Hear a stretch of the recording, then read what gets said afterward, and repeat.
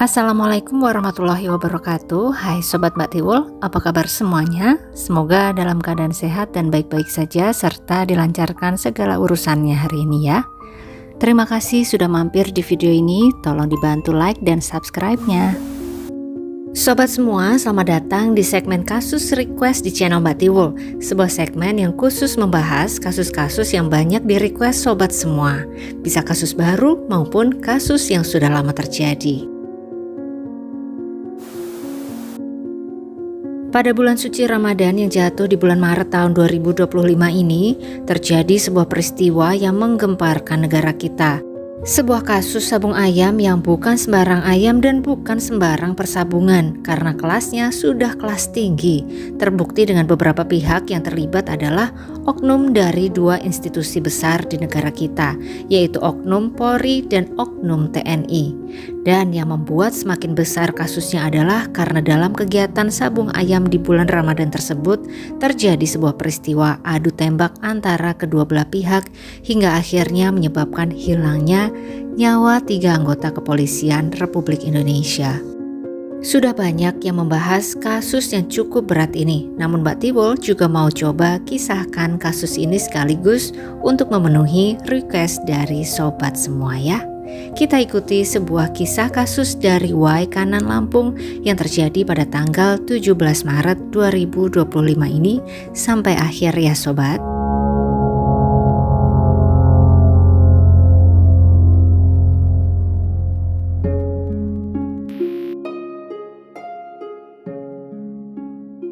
Sudah sekitar 1,5 tahun ini, Ibtu Lusianto menjabat sebagai Kapolsek Negara Batin. Di sana beliau tinggal di asrama Polsek bersama sang istri, sedangkan anak perempuan satu-satunya bernama Salsabila sedang menimba ilmu di Jakarta. Ibtu Lusianto dilahirkan pada tanggal 5 Juni 1972 dan beliau merupakan anak bungsu dari 12 bersaudara. Beliau dikenal sebagai pribadi yang baik, jujur, sederhana, taat beribadah, serta sosok pemimpin yang mengayomi para anggotanya. Pada awal menjadi anggota kepolisian, Ibtu Lusianto memulai karirnya di Lampung, antara lain Polres Lampung Barat, Polres Tanggamus, dan akhirnya Polsek Negara Batin. Saat ditugaskan ke Polsek Negara Batin menjadi Kapolsek, beliau sempat mengatakan kepada keponakan terdekatnya bahwa daerah tersebut adalah daerah yang cukup menantang, Teksasnya Indonesia, cukup tinggi angka kriminalnya. Namun beliau tetap ikhlas dan menerima penempatan tersebut dan menganggapnya sebagai ibadah. Ibtu Lusianto juga dikenal sering melakukan kegiatan sosial dengan berbagi kepada warga sekitar yang kurang mampu. Dan fokusnya selama menjabat salah satunya adalah untuk memberantas kegiatan cudai sabung ayam yang memang cukup besar di daerah tersebut. Bahkan ada sebuah agenda rutin yang diadakan sekelompok orang kaya di sana, yaitu acara khusus cudai sabung ayam. Bagaimana bisa susah diberantas? Diduga sih karena ada backingannya. Begitu isu yang santer berhembus. Salah satu yang terlibat dalam agenda tersebut adalah orang yang cukup dikenal oleh Ibtu Lusianto sendiri, yaitu Kopda Basarsyah, seorang anggota TNI. Dan pada tanggal 17 Maret 2025 tersebar sebuah video amatir di media sosial yang memberikan pengumuman bahwa akan ada agenda sabung ayam di kawasan Letter S Kampung Karangmani, Kecamatan Negara Batin sore hari nanti. Sosok yang berbicara dalam video tersebut diduga adalah Kopda B sendiri. Mengetahui bahwa akan ada agenda tersebut, Ibtu Lusianto yang memang fokus memberantas cudai semacam itu pun berniat untuk mengadakan penggerbekan. Beliau pun berkoordinasi dengan anggota timnya dan karena mereka sudah paham betul siapa yang akan mereka hadapi, maka mereka akan berangkat nanti lengkap dengan membawa senpi. Sebanyak kurang lebih 17 anggota tim gabungan pun bersiap untuk melakukan penggerbekan tersebut pada hari Senin sore tanggal 17 Maret 2025. Dua di antara anggota yang akan ikut adalah Bribka Petrus Saprianto dan Bribda M. Galib Suryaganta. Beberapa anggota yang akan ikut saat itu kebetulan juga sedang menjalankan ibadah puasa Ramadan. Namun itu tidak menghalangi semangat mereka untuk melakukan tugas penggerbekan. Dan untuk membangkitkan semangat para anggota kepolisian yang ikut nanti, Ibtu Lusianto berujar kepada mereka, Setelah ini, nanti kita buka puasa bersama ya. Sekitar siang hari mereka pun berangkat menuju ke lokasi yang jaraknya sangat jauh dari pusat kota sobat. Sekitar 200 km dari ibu kota Provinsi Lampung, Bandar Lampung. Jalanan menuju ke lokasi pun belum mulus, masih berupa tanah perkebunan. Kanan kiri masih banyak terdapat pohon karet karena memang kawasan perkebunan karet di sana sangatlah luas. Hingga akhirnya sekitar pukul 5 kurang, Ibtu Lusianto dan tim gabungan sampai juga di lokasi. Di sana terdapat beberapa unit mobil yang terparkir yang menunjukkan bahwa para peserta judai sabung ayam bukanlah orang sembarangan dan bukan hanya warga lokal saja, karena beberapa plat mobil di sana adalah plat mobil luar kota. Dan suasana lokasi saat itu memang tampak sangat ramai, baik peserta judai maupun para penonton yang hanya ikut meramaikan suasana. Dan sesaat setelah memulai aksi penggerbekan, tim kepolisian mulai memberikan peringatan dengan menembakkan senpi ke arah udara. Seketika orang-orang di sana membubarkan diri. Namun di tengah kericuhan suasana penggerbekan terdengar suara senpi dari arah tengah lokasi, bukan dari anggota tim yang menggerebek. Sejak itulah suasana menjadi semakin mencekam. Suara senpi beberapa kali terdengar sampai tiba-tiba sosok Bapak Kapolsek Ibtu Lusianto pun jatuh ke tanah terkena timah panas sobat. Bribka Petrus berusaha melerai dan mengatakan kepada si penembak, Sudah. untuk menyudahi aksinya. Namun kemudian timah panas juga bersarang ke tubuh Bribka Petrus. Sosok penembak pun kemudian berusaha lari pergi dari lokasi. Namun kemudian tampaklah sosok Bribda Galip mendekatinya. Si penembak terjatuh, senpinya pun terlepas dari tangannya. Tak lama si penembak merasakan adanya timah panas yang melewati dekat tubuhnya namun tidak mengenainya. Segera dia ambil cepat-cepat senpinya lagi dan sebuah timah panas pun dia serangkan ke kepala Bribda Galip yang telah berada di dekatnya. Setelah itu si penembak lari membuang senpinya di dekat sana. Suasana chaos pun berangsur berhenti seiring dengan perginya si penembak tadi. Anggota kepolisian yang masih berada di sana segera menyadari bahwa ada 3 anggotanya yang jatuh menjadi korban. Segera mereka membawa ketiga sosok tersebut ke Rumah Sakit Bayangkara untuk mendapatkan penanganan. Namun kemudian sebuah berita duka pun datang dari tim medis bahwa 3 anggota kepolisian tersebut telah gugur akibat timah panas yang bersarang di tubuh mereka. Kepolisian kemudian berduka sobat. Pihak keluarga ketiga korban pun segera dikabari akan gugurnya anggota keluarga mereka. Dan tidak lama berselang, sosok penembak dikabarkan langsung menyerahkan diri. Dan sosok tersebut adalah Kopda Basarsyah, seorang anggota TNI aktif yang diduga aktif pula dalam kegiatan judai sabung ayam. Kopda B mengakui perbuatannya. Dan dari hasil penyelidikan lebih lanjut, kurang lebih 1 minggu sejak peristiwa tersebut terjadi, pihak berwajib resmi merilis 4 orang tersangka yang terbagi dalam 2 kasus, yaitu kasus penghilangan nyawa dan juga kasus judai sabung ayam. 4 tersangka tersebut terdiri dari 1 warga sipil, 1 polisi aktif, dan 2 TNI aktif. Di mana yang terkait dengan kasus penghilangan nyawa 3 polisi hanyalah 1 anggota TNI aktif yaitu Kopda B.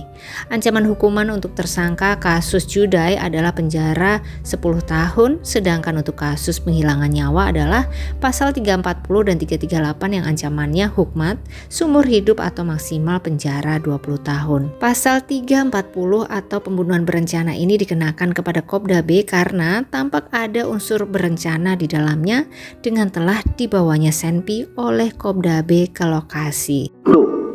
Kopda B itu disangkakan pasal 340 dengan Yonto 338. Namun untuk Kopda B karena memiliki senjata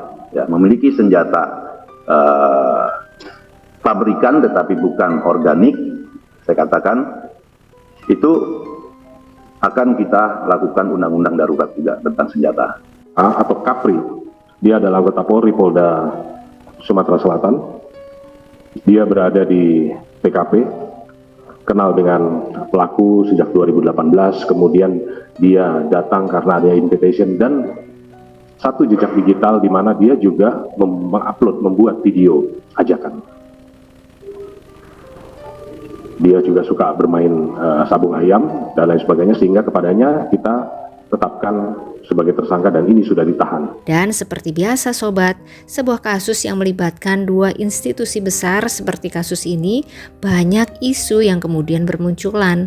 Mbak Tiwul rangkumkan dari beberapa sumber terpercaya ya sobat. Seperti yang ditulis dalam media online Tempo, bahwa kasus ini tercetus karena ada masalah uang setoran. Di mana isunya penyelenggara sabung ayam diminta untuk setor 10 juta rupiah tiap minggu kepada anggota kepolisian, belum harian sebesar 1 juta ditambah BBM, minuman, dan sigar bisa sampai 2,5 juta rupiah. Pada momen lebaran, permintaan setoran tersebut dinaikkan menjadi 20 juta rupiah, namun tidak disepakati oleh penyelenggara, dan jika tidak disanggupi, terjadi ancaman akan digerebek oleh aparat. Media Antara juga mengutip keterangan dari Kepala Penerangan Kodam 2 Sriwijaya Kolonel Infantri Eko Syahputra Siregar yang mengisyaratkan kemungkinan adanya permintaan setoran. Namun hal ini dibantah oleh Kapolda Lampung dan meminta kepada pihak yang menyebarkan isu adanya setoran yang diterima oleh kepolisian agar menyertakan bukti. Selain Kapolda Lampung, anggota keluarga korban juga membantah keras isu tersebut. Seperti keponakan dari Ibtu Lusianto yang menyatakan bahwa sampai saat ini kehidupan sang Kapolsek jauh dari hedonisme dan kemewahan, bahkan belum memiliki rumah sendiri. Uangnya dikumpulkan untuk biayai anak perempuan satu-satunya yang sedang berkuliah di Jakarta. Selain itu, Salsabila sang anak juga turut membantah isu tersebut. Dirinya tidak tega membayangkan sang ayah yang telah gugur masih juga mendapatkan fitnahan-fitnahan tersebut. Dirinya meminta agar kasus ini dapat diusut sampai tuntas. Saya mau keadilannya seadil-adilnya untuk ayah saya. Ayah saya sudah meninggal, masih difitnah, Pak. Fitnah soal apa? Soal setoran, apapun itu. Saya tidak peduli hal itu, Pak. Saya cuma mau keadilan buat ayah saya, Pak. Bantahan juga datang dari istri Bribka Petrus Aprianto yang menyatakan bahwa kehidupannya dan sang suami juga sangat sederhana. Mereka bahkan belum memiliki rumah sendiri, masih tinggal bersama mertua Petrus. Saat ini sang istri dan anak mereka yang baru berusia 6 bulan yang telah mereka nantikan kehadirannya selama 10 tahun pernikahan juga berharap agar kasus ini diusut dengan tuntas. Bahkan sang istri juga meminta agar persidangan dapat dilakukan secara terbuka agar fitnahan terhadap sang suami dapat terbantahkan seketika. Kabar tidak kalah menyedihkan juga datang dari keluarga Bribda Galip sobat, di mana sebulan lalu sang ayah baru saja tiada, sehingga Galip pun sang anak bungsu dari 2 bersaudara menjadi tulang punggung keluarga seketika. Karena sang ibu adalah seorang ibu rumah tangga dan sang kakak saat ini masih berkuliah, di mana sang kakak kemudian diberi penawaran oleh Kapolri langsung untuk menjadi anggota kepolisian melalui jalur khusus apabila bersedia. Ketiga anggota kepolisian yang menjadi korban jiwa tersebut juga diberi penganugerahan kenaikan pangkat abadi sehingga kemudian menjadi Ajun Komisaris Polisi atau AKP Anumerta Lusianto, Aibda Anumerta Petrus Aprianto, dan Bribtu Anumerta Galip Suryaganta. Apapun kisah yang sebenarnya ada di balik peristiwa tersebut, mungkin hanya para korban dan Tuhan yang tahu ya sobat. Di mana kita tidak bisa menghakimi secara sembarangan. Bagaimanapun, ada sebuah duka yang sangat besar di hati para anggota keluarga yang ditinggalkan. Yang pasti, ajakan berbuka bersama oleh Ibtu Lusianto siang itu tidak akan pernah terwujud. Demikian sobat semua, kisah kasus request kita kali ini. Semoga ada pelajaran berharga yang bisa kita petik bersama ya. Terima kasih buat sobat semua yang menyimak sampai akhir. Jangan lupa like-nya dan komennya. Dan sampai ketemu lagi di kisah-kisah selanjutnya. Selamat beraktivitas kembali. Wassalamualaikum warahmatullahi wabarakatuh.